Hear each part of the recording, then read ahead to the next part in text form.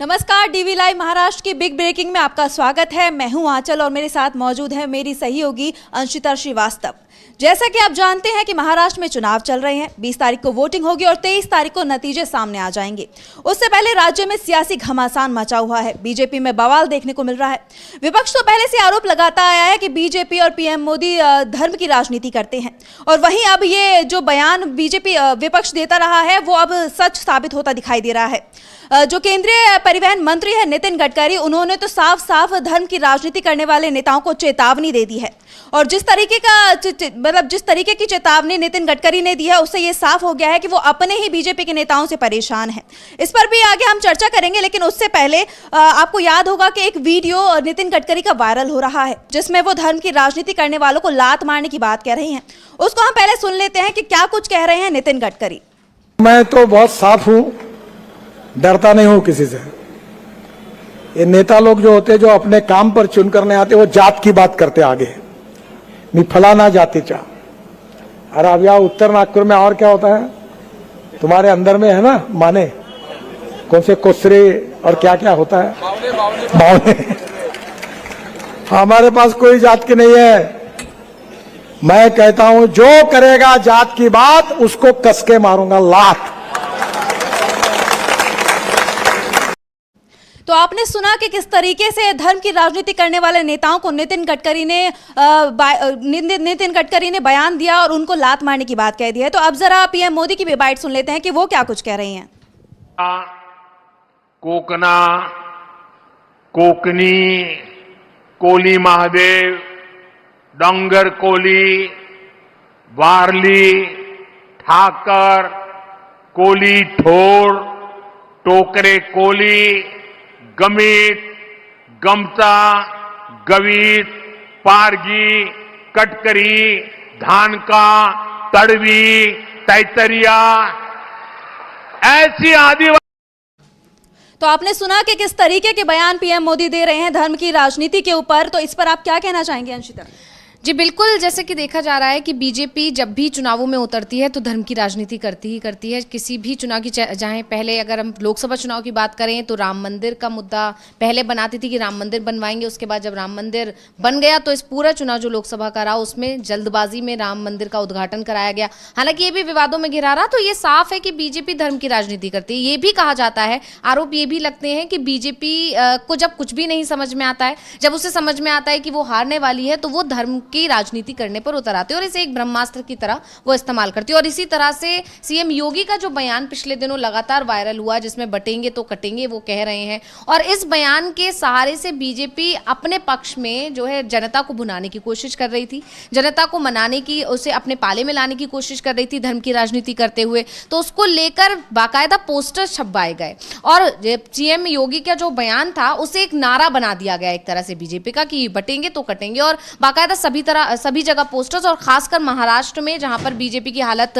खराब है, एनडीए की हालत वहां पर खराब है, जिस तरह से सहयोगी बटे हुए हैं। यहां पर देखा जा रहा है कि अजीत पवार नाराज हैं, वहीं दूसरी तरफ देखा जा रहा है कि शिंदे गुट भी बहुत ज्यादा खुश नहीं है। लगभग 8 सीटें ऐसी हैं एनडीए की, अगर महाराष्ट्र में हम बात कर रहे हैं यहाँ पर, कि वहां पर लगभग 8 सीटें ऐसी हैं जहां पर अपने ही नेता बीजेपी की मुश्किल बढ़ा रहे हैं। मतलब ऐसे कि सहयोगी दल के नेता भी उतर गए हैं और बीजेपी ने दूसरे, मतलब सहयोगी ही आपस में एक दूसरे से जो है लड़ रहे हैं चुनाव एक दूसरे का। हालांकि उसके अपनी इज्जत को बचाने के लिए कह सकते हैं कि बीजेपी की तरफ से कहा जा रहा है कि फ्रेंडली फाइट है, ये मैत्रीपूर्ण मुकाबला होने जा रहा है। लेकिन जबकि ये बात सच है कि कहीं ना कहीं बीजेपी आलाकमान ने बहुत कोशिश की थी इसको साधने के लिए, बहुत ज़्यादा कोशिश की गई थी कि जो नाराज़, जो बागी खड़े हो गए हैं उन्हें बिठा दिया जाए, लेकिन नहीं चली। बीजेपी आलाकमान उसे नहीं साध पाया, या एनडीए के जितने भी दल हैं वो नहीं साध पाए। खासकर अजीत पवार की अगर हम बात करें तो वो सबसे ज़्यादा इस वक्त एक तरह से बगावती तेवर दिखा रहे हैं, बगावती रुख अपनाए हुए, क्योंकि उनका जो लगातार जैसे योगी का जो बयान आया कि बटेंगे तो कटेंगे, उस पर उन्होंने साफ साफ कहा कि ये महाराष्ट्र में ये सब नहीं चलेगा। आप जहाँ से हैं आप वहाँ ये सब कीजिए, लेकिन महाराष्ट्र में ये सब करेंगे तो बर्दाश्त नहीं किया जाएगा। यानी साफ तौर पर उन्होंने साफ साफ समझा दिया कि जो आपकी विचारधारा है उस विचारधारा को हम स्वीकार नहीं करेंगे। अगर आपको हमारा साथ चाहिए तो हमारे अकॉर्डिंग आपको चलना पड़ेगा। और ये अभी से नहीं है, अजीत पवार शुरुआत से ये चीज दिखाते आ रहे हैं। जैसे कि उन्होंने जब टिकट बंटवारे की बात आ रही थी तो वो लगातार कहते आ रहे थे कि हमें जितनी भी टिकट्स मिलेंगी उसमें से हम 10% आरक्षण देंगे। वो अल्पसंख्यकों के लिए ही था और जाहिर तौर है अल्पसंख्यकों पर उनका जो मतलब मोटिव जो था वो ये बयान देने का, उसके पीछे के मुस्लिम समुदाय को साधना ही था, क्योंकि कहीं ना कहीं बीजेपी उस पर निशाना साधती है, ऐसे आरोप लगते हैं। तो पहले उन्होंने वहां पर बताया कि हम आपके अकॉर्डिंग नहीं चल पाएंगे। दूसरी बात, उन्होंने जिस तरह से जीशान सिद्दीकी को टिकट दिया, सना मलिक को टिकट दिया और सबसे बड़ी बात नवाब मलिक को टिकट दिया, जबकि उससे पहले जब जीशान सिद्दीकी को टिकट देने की बात आ रही थी, सना मलिक को टिकट देने की बात आ रही थी, तो बीजेपी की तरफ से लगातार विरोध किया जा रहा था। बीजेपी बिल्कुल भी राजी नहीं थी। साफ साफ ये कहा जा रहा था बीजेपी और शिवसेना शिंदे गुट की तरफ से भी कि हम प्रचार भी नहीं करेंगे। लेकिन अजीत पवार ने नहीं मानी और जीशान सिद्दीकी को टिकट दिया, सना मलिक को टिकट दिया। हालांकि अगर इस पर गौर करें तो ये भी था कि पहली लिस्ट जो अजीत पवार की तरफ से आई थी उसमें उन्होंने इन दोनों को टिकट नहीं दिया था, तो ये माना भी जा रहा था कि कहीं ऐसा तो नहीं अजीत पवार उनके दबाव में आ गए हैं, अजीत पवार पर बीजेपी हावी हो रही है, क्योंकि हरियाणा चुनाव के जो नतीजे आए वो बीजेपी के पक्ष में आ गए, तो इससे कहीं ना कहीं सहयोगी समझ गए कि एनडीए की ही सरकार बन सकती है। तो इसको लेकर, लेकिन जैसे ही दूसरी लिस्ट आई और उस दूसरी लिस्ट में दोनों के नाम जो अजीत पवार की तरफ से दे दिए गए, उससे ये साफ हो गया कि अजीत पवार किसी भी तरह से दबाव में नहीं है। और उस दबाव की जो बातें थी उन्हें और ज्यादा विराम तब लगा जब नवाब मलिक को टिकट दे दिया। और खास बात यह है कि नवाब मलिक ने एक दिन पहले ही बयान दिया था कि अजीत पवार कभी भी पलटी मार सकते हैं, वो किंग मेकर हैं, उन्हें किसी की जरूरत नहीं है। तो अगर किंग मेकर, जब किंग मेकर है, वो जरूर किंग बनने का मौका मिलेगा तो वो पलटी मार जाएंगे, इस तरह का बयान नवाब मलिक ने दिया था। और नवाब मलिक ने जो बयान दिया उस पर अजीत पवार की तरफ से माना जा रहा था कि कहीं ना कहीं कुछ ऐसी प्रतिक्रिया आएगी कि वो इसे निजी बयान बता देंगे या इससे किनारा कर देंगे। लेकिन अजीत पवार ने उस पर कोई प्रतिक्रिया तो नहीं दी, लेकिन हुआ ये कि अजीत पवार ने टिकट दे दिया नवाब मलिक को, जिसका बीजेपी लगातार विरोध कर रही थी। जबकि नवाब मलिक को टिकट नहीं मिलने वाला था, ऐसा माना जा रहा है। वो निर्दलीय चुनाव लड़ने जा रहे थे। शिवाजी मानखुर्द जो सीट है, मानखुर्द शिवाजी नगर, उस सीट से वो निर्दलीय उम्मीदवार के तौर पर पर्चा भरने जा रहे थे। लेकिन उससे पहले खबर आ गई कि अजीत पवार ने उन्हें टिकट दे दिया। तो ऐसा भी माना गया कि जो बयान नवाब मलिक ने दिया वो कहीं ना कहीं अजीत पवार की तरफ से दिलवाया गया और ये संकेत दिलवाया गया कि अगर आप हमारे अकॉर्डिंग नहीं चलेंगे तो हम रास्ते भी बदल सकते हैं। और उसी का इनाम नवाब मलिक को मिला टिकट के तौर पर। तो ये सारी चीज़ें एनडीए में चली रही हैं और खासकर जो ये बटेंगे तो कटेंगे तरह के जो बयान है, मुस्लिम समुदाय को लेकर जो बयान है बीजेपी नेताओं की तरफ से, उससे अब बीजेपी को भी हार्म होता नजर आ रहा है, जो है उससे नुकसान होगा, बीजेपी ये समझ रही है। और उसी का नतीजा है कि बीजेपी के बयानों में अब कुछ बदलाव देखने को मिल रहा है। जैसे कि आपने सुना होगा कि अब योगी का जो बटेंगे कटेंगे को हटाकर एक है तो सेफ है कहा जा रहा है। तो इस तरह की चीजें यहाँ पर बता रही हैं कि एनडीए में कुछ भी ठीक नहीं है और बीजेपी उससे खामियाजा उसको भुगत रही है। तो जैसा कि अभी आपने सुना कि किस तरीके से एनडीए में घमासान मचा हुआ है, अजीत पवार बगावती तेवर अपनाते हुए दिखाई दे रहे हैं। तो अब हम एक बार बात कर लेते हैं नितिन गडकरी के हालिया बयान की। तो नितिन गडकरी ने कहा कि जैसे जैसे फसल बढ़ती है बीमारियां भी बढ़ती हैं। बीजेपी के पास बहुत सारी फसलें हैं जो अच्छे अनाज के साथ साथ कुछ बीमारियां भी लाती हैं, इसलिए हमें ऐसी बीमार फसलों पर कीटनाशकों का छिड़काव करना चाहिए। तो इस पर आप क्या कहना चाहेंगी? जी बिल्कुल, ये बहुत बड़ा बयान है नितिन गडकरी ने जो दिया है। तो आप इसे ऐसे भी समझ सकते हैं कि नितिन गडकरी, पहली बात तो ये है कि जिस तरह से वो वरिष्ठ नेता हैं वो खुलकर अपनी बात कहते आए हैं। जब भी कुछ बीजेपी की तरफ से कोई गलत फैसला लिया जाता है या कोई गलत बयानबाजी होती है तो नितिन गडकरी हिचकिचाते नहीं है अपनी ही पार्टी को सुनाने में या लपेटने में। और यही एक वजह भी है कि नितिन गडकरी को विरोधी भी पसंद करते हैं, उनकी आलोचना कोई नहीं करता है। तो उसी को लेकर जब ये कटेंगे तो बटेंगे जो बयान तेजी से उठ रहा था, इस पर जैसे सहयोगी दलों की मैं बात करूं, अजीत पवार नाराजगी जता रहे हैं, नीतीश कुमार ने भी संकेत दिए कि उन्हें ये बयान पसंद नहीं आ रहा है या इस तरह की राजनीति पसंद नहीं आ रही है। जयंत चौधरी हैं, उन्होंने भी कहा है। तो इसी बीच नितिन गडकरी का जब ये बयान आया कि कुछ लोग बाहरी आ गए हैं जिन पर अब कीटनाशक छिड़कने की जरूरत है, सफाई की जरूरत है, तो ये बयान इस समय बहुत बड़ा है। और इससे ये साफ है कि एक तरह से तो दो चीजें हैं इसके पीछे की वजह। एक तो ये कि नितिन गडकरी को जिस तरह से ये बयान है इसे पसंद नहीं आ रहा है। नितिन गडकरी ये बताने की कोशिश कर रहे हैं कि बीजेपी इस तरह की विचारधारा वाली पार्टी नहीं है, इस तरह के बयानबाजियों का बीजेपी सपोर्ट नहीं करेगी, क्योंकि नितिन गडकरी पुराने दिग्गजों में से हैं, बीजेपी के पुराने नेता हैं। तो इस तरह से जो उन्होंने बयान दिया, इससे दो चीजें हैं, जैसे कि मैंने आपको कहा कि एक तो ये कि इस तरह की विचारधारा बीजेपी की नहीं है, उन्होंने ये संकेत देने की कोशिश की है। दूसरा ये कि जो बाहरी लोग आ गए हैं और उन बाहरियों के आने की वजह से नितिन गडकरी जिस तरह से साइड हो रहे हैं, आप देख सकते हैं कि चुनाव चल रहे हैं महाराष्ट्र में, खुद नितिन गडकरी महाराष्ट्र से आते हैं, ठीक है, अच्छा खासा उनका कद है, पुराने नेता हैं, दिग्गज नेता हैं, और लेकिन यहाँ पर उल्टा हो रहा है कि उनकी रैलियां बहुत कम हो रही हैं, मतलब उनको उतना चुनाव प्रचार में सक्रिय नहीं किया गया है। अब वो खुद सक्रिय नहीं है या सक्रिय नहीं किया गया है, ये अंदरूनी बातें हैं, इसको लेकर बहुत सारी चीजें नहीं आ रही है निकलकर। लेकिन जो जानकार दावा कर रहे हैं उनका यही कहना है कि जिस तरह से वो बीजेपी के खिलाफ या बीजेपी के खिलाफ नहीं, बीजेपी आलाकमान के खिलाफ जिस तरह से वो बयानबाजी करते हैं, जिस तरह से खुलकर अपनी बात कहते हैं बार बार, पिछले दिनों भी उनके बयान बहुत तेजी से सामने आए थे, उन्होंने एक के बाद एक बहुत निशाने साधे थे, शासक कैसा होना चाहिए, नेता कैसा होना चाहिए, पीएम कैसा होना चाहिए, बहुत सारी चीजें उन्होंने कही थी।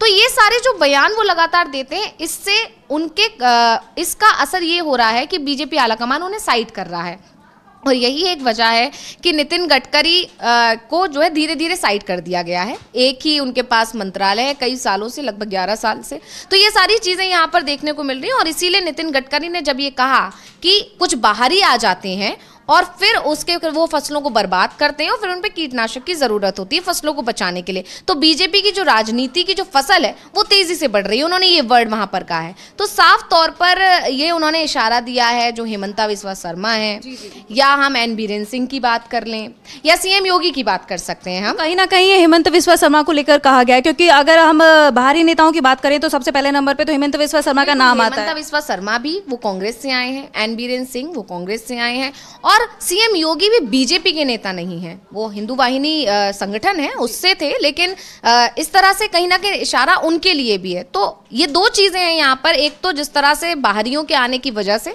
जो मूल नेता हैं, जो पुराने नेता हैं, वो पीछे हो गए हैं, इसकी नाराजगी कहीं ना कहीं जाहिर हुई है नितिन गडकरी के इस बयान से। और दूसरा ये कि जो ये बाहरी लोग आकर बीजेपी को खराब कर रहे हैं, बीजेपी को जो बर्बाद कर रहे हैं, उस पर भी उन्होंने नाराजगी यहाँ पर जाहिर की है।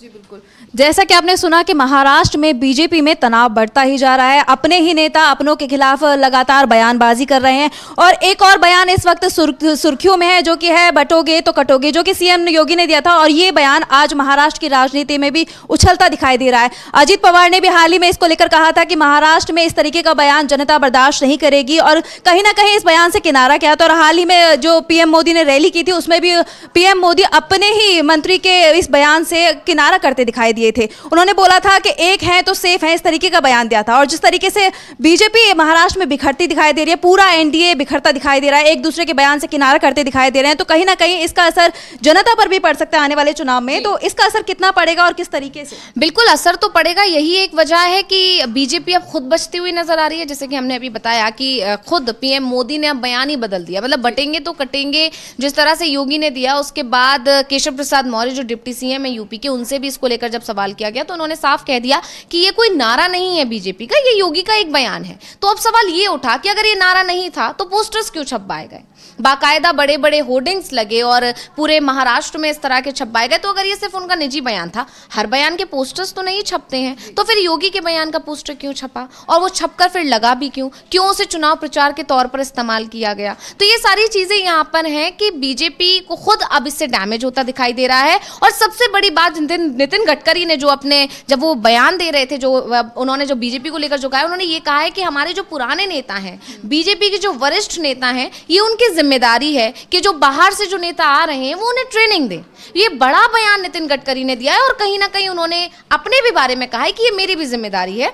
मतलब वो कहीं ना कहीं जो बात निकल कर आ रही है कि वो नाराजगी है कि बाहरी जो आ रहे हैं उन्हें पद बढ़ा दिया गया है, उनको बार बार आप देख रहे हैं रैलियों की लाइन लगी हुई है। तो इस तरह के जो बयान जो दे रहे हैं वो आलाकमान के प्रिय बने हुए हैं, ये भी कहने की कोशिश नितिन गडकरी ने की है। और ये साफ है कि उन्होंने भी अपनी नाराजगी जाहिर करके ये बता दिया है कि एनडीए को इस तरह की राजनीति से भले ही अभी फायदा मिल रहा है, लेकिन आगे आने वाले समय पे नुकसान होगा, ये सच है। क्योंकि आप देख लीजिए अभी लोकसभा चुनाव में जिस तरह से नतीजे आए, उससे बीजेपी अब बैसाखियों वाली सरकार है, ये सभी जानते हैं। और जो भी उनके सहयोगी हैं, जब से सबसे बड़े सहयोगी अगर मैं बात कर लूँ, टीडीपी है और जेडीयू है, नीतीश कुमार और चंद्रबाबू नायडू, दोनों की अगर हम बात करें तो दोनों ही इस विचारधारा के नहीं हैं। दोनों ही अल्पसंख्यकों के लिए काम करने वाली पार्टियां हैं। वक्फ बिल पर दोनों की नाराजगी पीछे से नजर सामने आई। ऐसा कहा जा रहा है कि जो जेपीसी के पास भेजना पड़ा उसके पीछे की वजह नीतीश और नायडू की नाराजगी ही थी। तो ये सारी चीजें हैं और उसी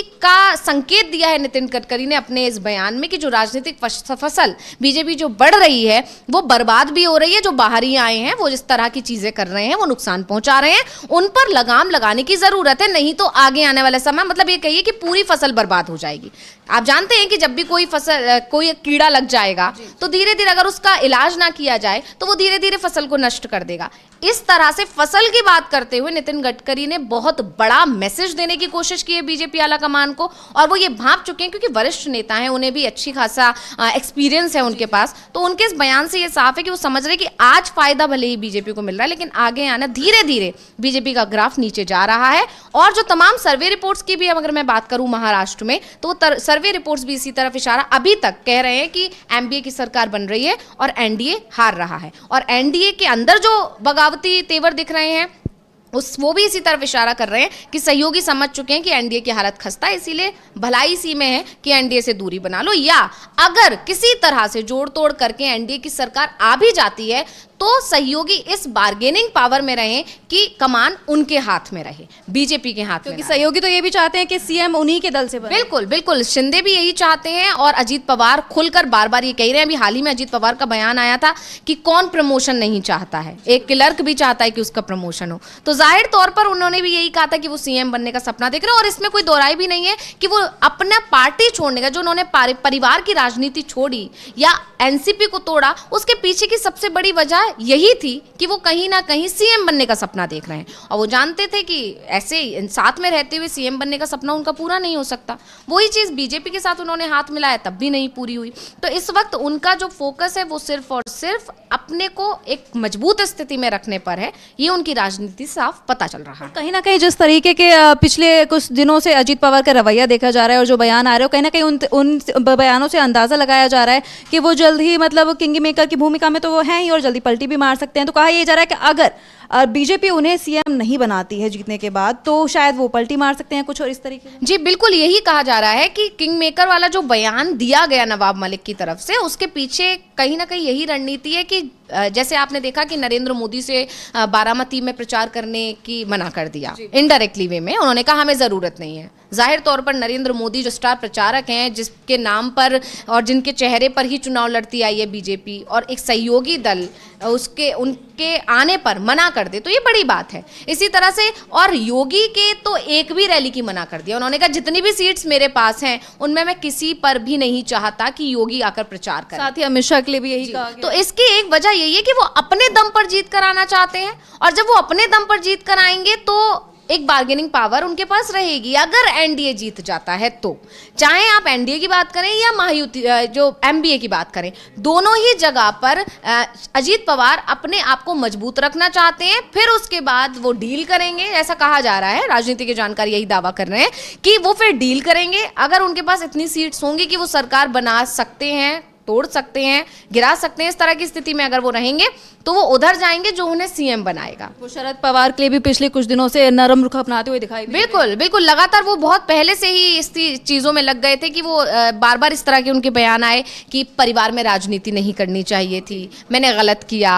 उसके बाद उन्होंने कहा कि मुझे अपनी बीवी को अपनी बहन वाली सीट से नहीं उतारना चाहिए था। ये बयान अभी पिछले दिनों वो शरद पवार को भी यही नसीहत दे रहे थे कि जो गलती मैंने की वो आप करने जा रहे हैं। तो ये सारी चीज़ें कहीं ना कहीं वो अब परिवार को एकजुट करने की कोशिश कर रहे हैं, क्योंकि उन्हें लग रहा है कि अगर इधर से उन्होंने अच्छी सीट्स ले ली और फिर उन्होंने चाचा को मना लिया तो एनसीपी एक अच्छी कंडीशन में आ जाएगी, मजबूत कंडीशन में आ जाएगी और फिर जिस भी तरफ वो चाहे वो एमबीए की तरफ जाए, चाहे वो एनडीए की तरफ रहे एनसीपी, तो उससे फायदा एनसीपी को मिलेगा, सीएम उनका आएगा। क्योंकि एनसीपी का सीएम बनना अभी की स्थिति में, चाहे आप एनडीए को ले लीजिए चाहे आप एमबीए को ले लीजिए, सरकार किसी भी की आए, एनसीपी अगर ऐसे ही टूटी रही तो सीएम बनना तो थोड़ा मुश्किल है उसका। जैसे कि आप देख सकते हैं कि बीजेपी और पूरे एनडीए में घमासान मचा हुआ है। यहाँ तक कि नीतीश कुमार भी बगावती तेवर अपना रहे हैं, अजीत पवार भी अपनी इच्छा जाहिर कर चुके हैं। और जिस तरीके का माहौल अभी एनडीए में देखने को मिल रहा है, कहीं ना कहीं ऐसा कहा भी जा रहा है कि लोग विधानसभा चुनाव तक हो सकता है कि उससे पहले ही, मतदान से पहले ही बीजेपी बिखर जाए, पूरा एनडीए बिखर जाए और भी कुछ चीजें सामने आ सकती हैं। उससे पहले कोई बड़ा खेल हो सकता है, या तो शिंदे ही ऐसा कुछ कर सकते हैं, या फिर कहा जा रहा है कि अजीत पवार भी कुछ बड़ा फैसला ले सकते हैं। लेकिन ये आगे देखने वाली बात होगी। लेकिन आपसे मैं ये जानना चाहूंगी कि अभी हाल ही में एक पोस्टर वायरल हुआ था महाराष्ट्र में, जिसमें दिखाया गया था, वैसे तो बीजेपी हमेशा कहती रहती है कि हम शिंदे के नेतृत्व में चुनाव लड़ रहे हैं, लेकिन उस पोस्टर में देखा जाए तो शिंदे की फोटो नहीं थी। शिंदे की एक कॉर्नर पे पासपोर्ट साइज फोटो लगाई गई थी और कहा जा रहा था कि जो बीजेपी है वो अगर जीतती है वहां पर महाराष्ट्र में, तो वो फडणवीस को वहां का सीएम बनाएगी। और इसको लेकर कहीं ना कहीं अमित शाह ने सीधा बयान भी दे दिया था। इस पर आप क्या कहेंगे? हाँ बिल्कुल, अमित शाह ने जब कहा था कि जिसके पास सबसे ज्यादा सीट्स होंगी वही जीत कराएगी, अब जाहिर तौर पर इस पर भी सवाल उठे थे। और कहीं ना कहीं अजीत पवार और शिंदे जो खुलकर एक बगावती रुख अपनाए हैं, उसके पीछे की वजह अमित शाह का वो बयान भी माना जा रहा है, क्योंकि उन्होंने कहा था कि जो सबसे ज्यादा सीट्स लेकर आएगा सीएम हम उसका बना देंगे। अब जाहिर है जब सीट्स सबसे ज्यादा लड़ बीजेपी रही है तो जाहिर है कि उसके पास ही सीट्स ज्यादा आएंगी। खैर, लेकिन उसके बाद उस पर डैमेज कंट्रोल करते हुए फडणवीस ने भी बयान दिए लगातार कि कहीं ना मतलब हम सहयोगियों के बिना नहीं जीत सकते। महाराष्ट्र में बीजेपी की जो स्थिति है जमीनी तौर पर वो उतनी अच्छी नहीं है कि वो अकेले अपने बलबूते पर जीत ले और सरकार बना ले। अब यहाँ पर शिंदे की जो फोटो की बात आपने करी है, जो पोस्टर वायरल हुआ जिस पर शिंदे को कोने में दिया गया है, तो हाँ ये बात सही है कि बीजेपी पूरी तरह इस कोशिश में है कि फडणवीस के चेहरे पर ही जीत मिले और फडणवीस को ही सीएम बनाया जाए अगर एनडीए जीत कर आता है तो। क्योंकि बाकायदा जो पोस्टर्स छप रहे हैं, बाकायदा जो लाड़की बहन योजना के पोस्टर्स छपे उस पर देवेंद्र फडणवीस का फोटो लगाया गया, बाकायदा वीडियोस कई वायरल किए गए जो बीजेपी की तरफ से प्रमोशनल वीडियोस जो बनाए गए, उसमें भी ये दिखाने की कोशिश की गई उन वीडियोस के जरिए से कि जो भी महाराष्ट्र में काम हुआ है एनडीए की सरकार जब से बनी, हालांकि तोड़फोड़ की सरकार है 2022 से, जो भी काम हुआ है वो जो डिप्टी सीएम देवेंद्र फडणवीस की वजह से हुआ है। और आगे भी अगर आप महाराष्ट्र में एनडीए की सरकार बनाएंगे तो देवेंद्र फडणवीस ही काम करेंगे, देवेंद्र फडणवीस ही महाराष्ट्र का विकास करेंगे। ये सारी चीजें देखने को मिली। और दूसरी तरफ शिंदे के नाम पर चुनाव लड़ रहे हैं, ये अभी कहा जा रहा है, ऐसा कहा जा रहा है जिससे जो लोग हैं वो मतलब छिटक ना जाएं, शिवसेना जो है वोट ना कट जाए, इस तरह की चीजें हैं। लेकिन दूसरी तरफ इसकी एक वजह ये भी मानी जा रही है कि मराठा जो नाराज हैं उसका डैमेज ना मिल जाए बीजेपी को, इसकी वजह से बीजेपी भी खुलकर इस पर कुछ भी कहती हुई यहाँ पर दिखाई नहीं दे रही है।